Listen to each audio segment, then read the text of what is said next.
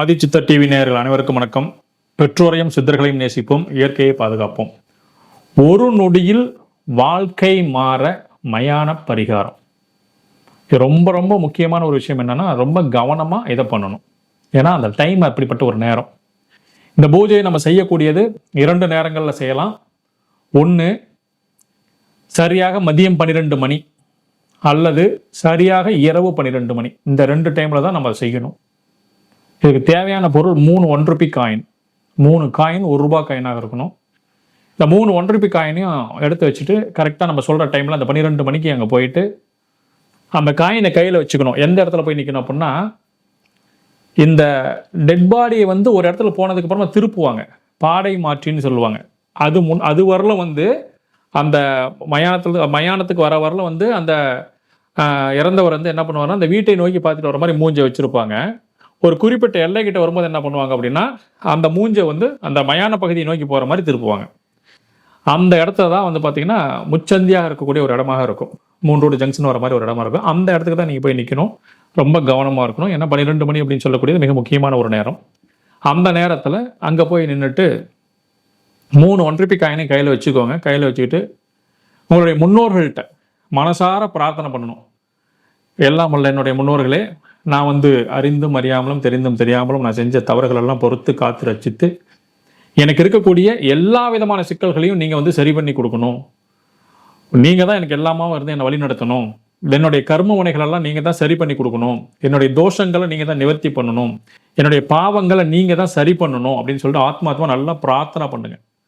நல்லா பிரார்த்தனை பண்ணிட்டு அந்த காயினை 3 முறை இப்படி சுற்றிட்டு, ஒரு காயினை ஒரு தடம், அதாவது 3 ரோடு ஜங்ஷன் தான் சொன்னேன் இல்லையா, 3 தடங்கள் பிரியக்கூடிய இடம்னு சொன்னேன் இல்லையா, ஒரு ரோட ஒரு காயினை ஒரு தடத்து பக்கமும், இன்னொரு காயின் இன்னொரு தடத்து பக்கமும், இன்னொரு காயின் இன்னொரு தடத்து பக்கமும் போட்டுருங்க. போட்டுட்டு திரும்பி பார்க்காம நேராக வீட்டுக்கு வந்துடுங்க. வீட்டுக்கு வந்துட்டு என்ன செய்யணும் அப்படின்னா, தண்ணி கொஞ்சம் எடுத்து ஒரு 3 முறை இப்படி தண்ணியை தலையில் தெளிச்சுக்கோங்க. 3 முறை தெளிச்சுக்கிட்டு அதுக்கப்புறமா கல் உப்பு இருக்கு இல்லையா, அந்த கல் உப்பு நல்லா கலந்துருக்கக்கூடிய தண்ணி, நல்ல தண்ணியாக நிறைய போட்டு கல் உப்பு கலந்து அந்த தண்ணியில் குளிச்சுருங்க. குளிச்சுட்டு நைட்டு வழக்கம் போல் நீங்கள் ரெஸ்ட் எடுத்துக்கோங்க, தூங்கி இது பண்ணிடுங்க. அடுத்த நாள் காலையில் நேரமாக கிளம்பி போய் உங்களுடைய மூதாதையர்கள், தாத்தா பாட்டி இந்த மாதிரி மூதாதையர்கள் இருப்பாங்க இல்லையா, அவங்க எந்த இடத்துல புதைச்சிருக்காங்களோ, ஒரே ஒரு கண்டிஷன், எரிச்ச இடத்துக்கு போகக்கூடாது, புதைச்ச இடமா இருக்கணும். அவங்க அந்த மண்ணில் புதைச்ச இடமா இருக்கணும். அந்த இடத்துக்கு போய் ஒரு கற்பூரத்தை ஏற்றி வழிபாடு செய்யணும். ஏற்றும் போது இது மாதிரி எனக்கு இருக்கக்கூடிய கடன் பிரச்சனைகள் சரியாகணும், உடல்நல கோளாறுகள் எல்லா பிரச்சனையும் சரியாகணும், எனக்கு இருக்கக்கூடிய சிக்கல்கள் எல்லாம் சரியாகணும்னு சொல்லி ஆத்மாத்மா பிரார்த்தனை பண்ணணும். அவங்ககிட்ட ஆத்மாத்மா பிரார்த்தனை பண்ணிட்டு ஒரு தீபம், ஒரு கற்பூரம் ஏற்றி வழிபாடு செய்யணும். கற்பூரம் ஏற்றி வழிபாடு செஞ்சுட்டு வந்தீங்க அப்படின்னா, எப்படிப்பட்ட தோஷமாக இருந்தாலும் சரி, நம்ம முன்னோர்கள் தான் மிகப்பெரிய ஆற்றல் படைத்தவர்கள். ஏன்னா இந்த பிரபஞ்சம் என்ன பண்ணோம்னா, முன்னோர்கள் வழியாகத்தான் நமக்கு கொடுக்க வேண்டியதையும் கொடுக்கும், நம்மகிட்ட எடுக்க வேண்டியது முன்னோர்கள் வழியாக தான் எடுக்கும். டைரக்டா எந்த பிரபஞ்சமும் யாருக்கும் டைரக்டான தண்டனை கொடுக்காது. நம்ம முன்னோர்களுடைய அனுமதி பெற்று முன்னோர்களுடைய ஆசீர்வாதத்தோட தான் எதுவுமே செய்யும். ஏன்னா அவங்க வழியாக தான் வர முடியும்.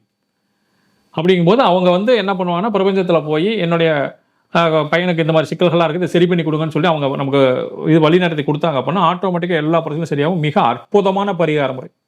இது வரலாம் பார்த்தீங்கன்னா ஒரு 100 150 பேருக்கு நான் ஒரு பரிசோதனைக்காக கொடுத்து பார்த்தேன். ஃபர்ஸ்ட் எப்பவுமே நம்ம செக் பண்ணாமல் எதுவும் சொல்றதில்ல, பரிசோதனைக்காக நான் கொடுத்தேன். 43 நாட்கள்ல மாற்றம் தெரிஞ்சிருக்குது. வெறும் 43 நாட்கள்ல.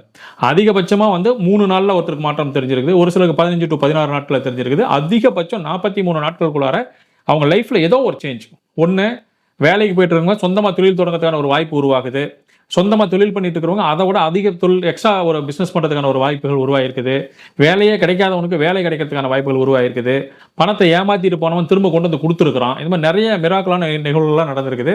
பயன்படுத்தி பாருங்க. மிக அற்புதமான ஒரு பரிகாரம். ஒரே ஒரு விஷயம், இந்த 12 மணி நேரம் அப்படிங்கிறது ரொம்ப கவனமாக கையாள வேண்டிய ஒரு நேரம். செஞ்சு பாருங்க, நிச்சயமாக அற்புதமான மாற்றங்கள் நிகழும். வணக்கம்.